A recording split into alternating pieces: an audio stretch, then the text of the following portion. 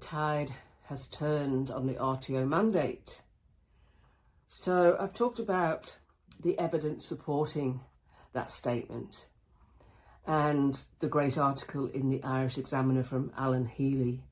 And as I said, I'll put a link in the newsletter, and it's well worth a read. And,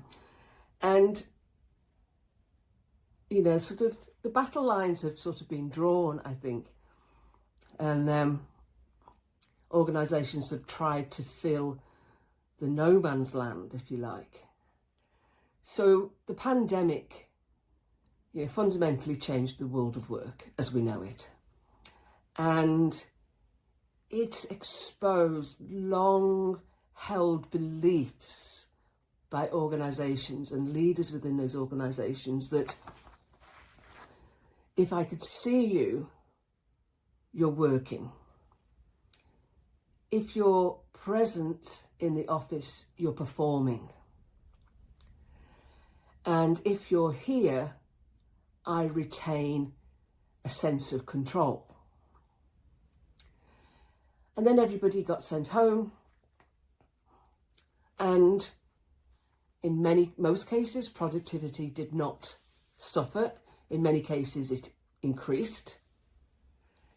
Employees continued to collaborate. They adapted.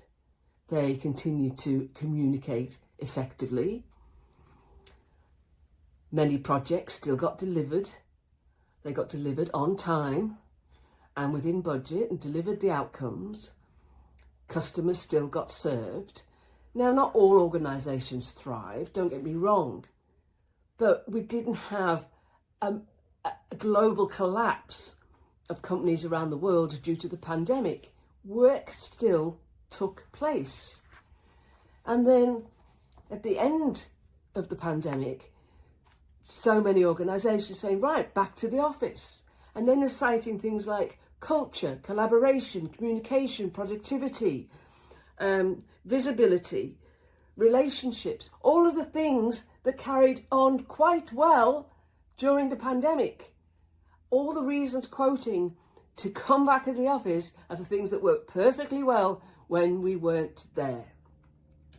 And then employees countered those arguments, saying we want flexibility, we want choice, we want autonomy, we want to be treated as adults, we want to arrange our professional life around our personal life and not the other way around. We want to be able to look after our well-being, we want a work-life balance. And the likes of myself then said, yeah, well, you need to continue this flexibility and true hybrid working so that you retain your talent, you can attract talent, that you have good engagement and good employee well-being. So the no man's land was organisations say, well, okay, how about hybrid work? But they didn't do it right. Hybrid is not, true hybrid is not, you have to be in the office 3 days a week. True hybrid is not, you have to be in the office on a Monday, Wednesday and a Friday. That is, true hybrid gives people flexibility and autonomy to decide where they work. It's not a mandate.